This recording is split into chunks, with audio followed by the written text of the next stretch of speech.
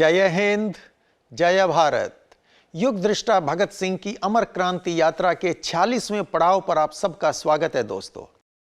पिछले वीडियो में आपने देखा कि 11 फरवरी 1931 को प्रीवी काउंसिल ने ऑर्डिनेंस द्वारा ट्रिब्यूनल के गठन को चुनौती देने वाली याचिका को नियमित सुनवाई से इनकार कर दिया था।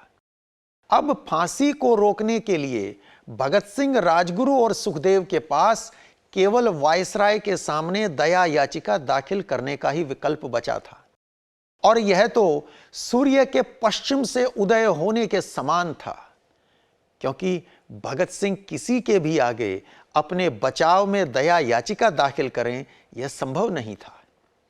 वे तो उस क्रांति रथ के सारथी थे जो ब्रिटिश साम्राज्यवाद को तहस नहस करता हुआ निरंतर आगे बढ़ा जा रहा था। भगत सिंह ने जेल की अंधेरी बदबूदार कोठरी को भी राष्ट्र वंदना का, क्रांति की साधना का पावन मंदिर बना दिया था। वे इस तरह इस काम में लगे थे कि जब इस दुनिया से जाएं तो क्रांति रथ के घोड़ों की रास जिन नए सारथियों को सौंपें, उनके लिए अपने सुझाव, अनुभव और निर्देश भी तैयार करके दें। काल कोठरी विचारों की प्रयोगशाला में परिवर्तित हो गई थी। बचपन से ही भगत सिंह को पढ़ने का जुनून था। 24 जुलाई 1930 को उन्होंने अपने मित्र जयदेव गुप्ता को एक पत्र लिखा। यहां ध्यान रहे, मैं साथी क्रांतिकारी जयदेव कपूर की बात नहीं कर रहा हूं। जयदेव कपूर तो उन दिनों खुद जेल में बंद थे, उन्हें आजीवन कारावास की सजा हुई थी आगे चलकर। मैं बात कर रहा हूं भगत सिंह के बचपन के मित्र जयदेव गुप्ता की। भगत सिंह इस पत्र में लिखते हैं, प्यारे जयदेव, कृपया मेरे नाम द्वारका दास लाइब्रेरी से लेकर निम्नलिखित पुस्तकें शनिवार को कुलबीर के साथ भेज देना। Number 1, militarism. Number 2, why men fight. Number 3, collapse of second international. Number 4, mutual aid. Number 5, fields, factories and workshops. Number 6, civil war in France. Number 7, land revolution in Russia. And number 8, spy, Upton Sinclair लिखित। बाकी किताबों के लेखक भी भगत सिंह ने इस पत्र में दिए थे। और आगे वे लिखते हैं, कृपया कर एक और पुस्तक पंजाब पब्लिक लाइब्रेरी से लेकर भेजने का कष्ट करें, हिस्टोरिकल मटेरियलिज्म। लाइब्रेरियन से यह भी पूछें कि बोस्टल जेल में कुछ पुस्तकें भेजी हैं या नहीं। उनके पास पुस्तकों का भयानक अकाल है। उन्होंने सुखदेव के भाई के द्वारा पुस्तकों की एक लिस्ट भेजी थी, लेकिन अभी तक कोई पुस्तक नहीं मिली। अगर उनके पास कोई लिस्ट न हो तो कृपया कर लाला फिरोजचंद से कहना कि वे अपनी पसंद की कुछ दिलचस्प पुस्तकें भेज दें। इस रविवार को जब मैं वहां जाऊं तो उनके पास किताबें पहुंची हुई होनी चाहिए। कृपया कर यह ध्यान रखना कि यह काम हर हालत में हो जाना चाहिए। दोस्तों, भगत सिंह की अध्ययनशीलता केवल स्वयं तक सीमित नहीं थी। वे अपने दूसरे साथियों को जो बोस्टल जेल में बंद थे उनके लिए भी उतने ही चिंतित थे। और बात यहीं खत्म नहीं होती। उसी पत्र में भगत सिंह डॉक्टर आलम के लिए भी डार्लिग्स लिखित peasants in prosperity and debt तथा उसी तरह की और 2-3 किताबें भेजने के लिए भी लिखते हैं। डॉक्टर आलम भी उन दिनों शायद जेल में बंद रहे होंगे। भगत सिंह अपने साथियों की कितनी चिंता करते थे, इसका एक और उदाहरण देखिए।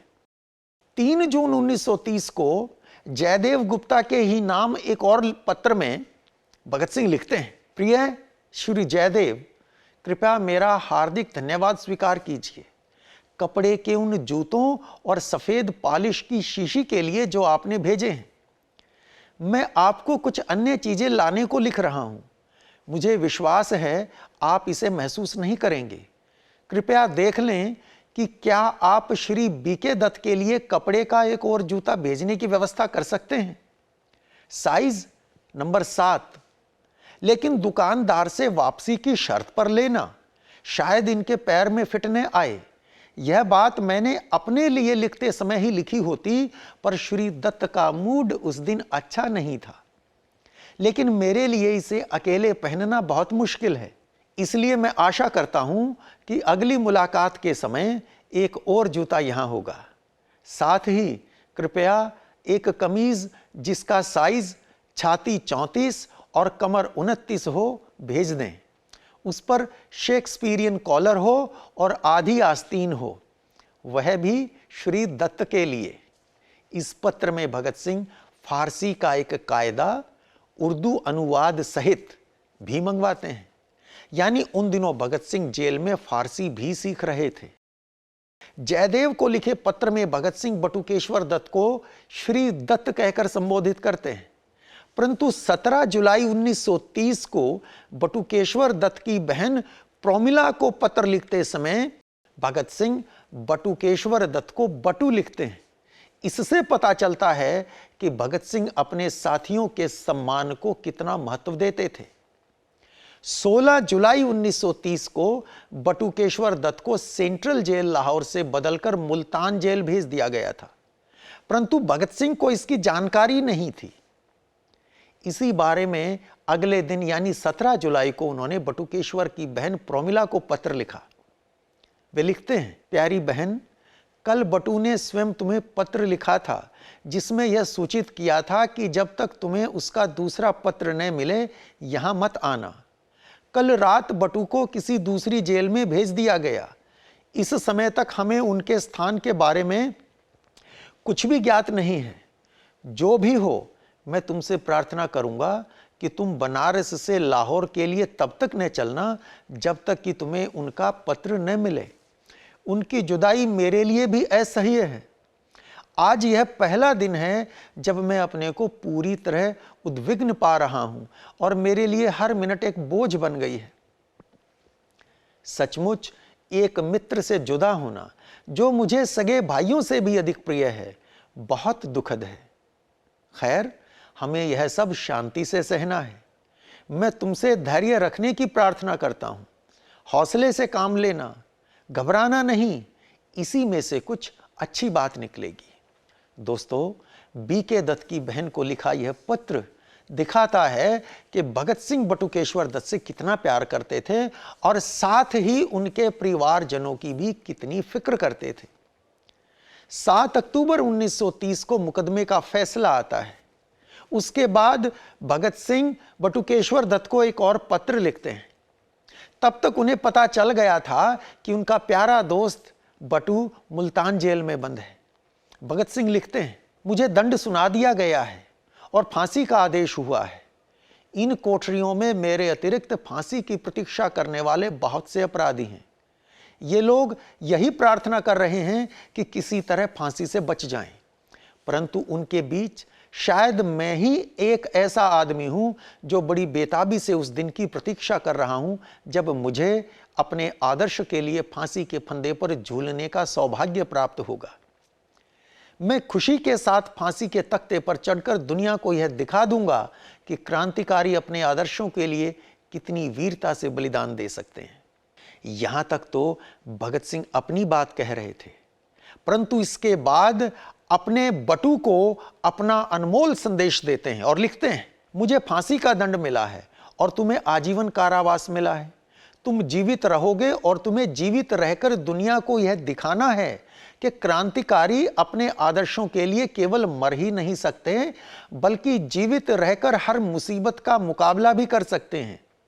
मृत्यु सांसारिक कठिनाइयों से मुक्ति पाने का साधन नहीं बननी चाहिए, बल्कि जो क्रांतिकारी संयोगवश फांसी के फंदे से बच गए हैं, उन्हें जीवित रहकर दुनिया को यह दिखा देना चाहिए कि वे न केवल अपने आदर्शों के लिए फांसी पर चढ़ सकते हैं, बल्कि जेलों की अंधकारपूर्ण छोटी कोठरियों में घुट घुट कर निकृष्टतम दर्जे के अत्याचारों को सहन भी कर सकते हैं।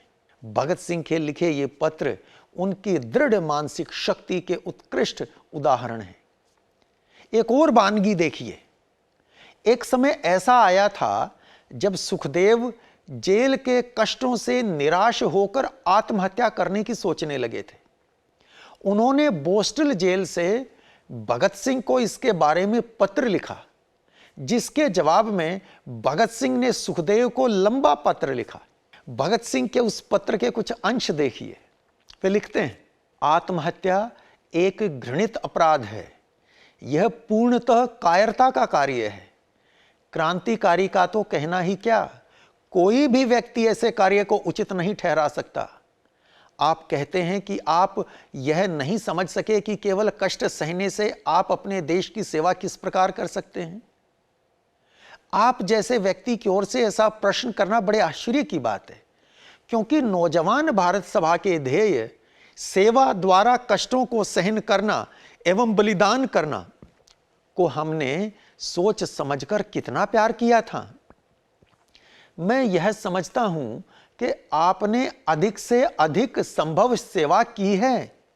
अब वह समय है कि जो कुछ आपने किया है उसके लिए कष्ट उठाएं। दूसरी बात यह है कि यही वह अवसर है जब आपको सारी जनता का नेतृत्व करना है। भगत सिंह आगे लिखते हैं, केवल कुछ दुखों से बचने के लिए अपने जीवन को समाप्त कर देना कायरता है। मैं आपको बताना चाहता हूं कि विपत्तियां व्यक्ति को पूर्ण बनाती हैं। हम में से किसी ने भी किंचित कष्ट सहन नहीं किया है। हमारे जीवन का यह भाग तो अब प्रारंभ होता है। मैं आपको बताता हूं कि केवल जेलों में ही कोई व्यक्ति अपराध एवं पाप जैसे सामाजिक विषयों का प्रत्यक्ष अध्ययन करने का अवसर पा सकता है। स्वाध्याय का सर्वश्रेष्ठ भाग है स्वयं कष्टों को सहना। वास्तव में यदि आप यह अनुभव करते हैं कि जेल का जीवन अपमानपूर्ण है, तो आप उसके विरुद्ध आंदोलन करके उसे सुधारने का प्रयास क्यों नहीं करते? शायद आप यह कहेंगे कि यह संघर्ष सफल नहीं हो सकता, परंतु यह तो वही तर्क है जिसकी आड़ लेकर साधारणतया निर्बल लोग प्रत्येक आंदोलन से बचना चाहते हैं। मुझे अपने लिए मृत्युदंड सुनाए जाने का अटल विश्वास है। मुझे किसी प्रकार की पूर्ण क्षमा या नम्र व्यवहार की आशा नहीं है। मेरी अभिलाषा यह है कि जब यह आंदोलन अपने चरम पर पहुंचे तो हमें फांसी दे दी जाए। मेरी यह इच्छा है कि यदि कोई सम्मानपूर्ण और उचित समझौता होना कभी संभव हो जाए तो हमारे जैसे व्यक्तियों का मामला उसके मार्ग में कोई रुकावट या कठिनाई उत्पन्न करने का कारण न बने। जब देश के भाग्य का निर्णय हो रहा हो तो व्यक्तियों के भाग्य को पूरी तरह भुला देना चाहिए। इनकलाब तो केवल सतत कार्य करते रहने से, प्रयत्नों से, कष्ट सहन करने एवं बलिदानों से ही आ सकता है, और जरूर आएगा। ये थे भगत सिंह के विचार जो उन्होंने सुखदेव को पत्र में लिखे जब सुखदेव जेल के कष्टों से निराश होकर आत्महत्या के बारे में सोचने लगे थे। तब भगत सिंह ने अपने प्यारे दोस्त सुखदेव का मार्गदर्शन करते हुए ये पत्र लिखा था। दोस्तों, आज की बात को यहीं विराम देते हैं। यदि इस वीडियो में दी गई जानकारी आपको अच्छी लगी है तो इसे अधिक से अधिक शेयर कीजिए। चैनल को यदि अभी तक सब्सक्राइब नहीं किया है तो अब कर लीजिए और बेल आइकन भी प्रेस कर दीजिए ताकि नई वीडियो के नोटिफिकेशन समय पर मिल सकें। साथ ही अपने सुझाव, अपने विचार कमेंट बॉक्स में लिखकर जरूर भेजिए। धन्यवाद। जय हिंद, जय भारत।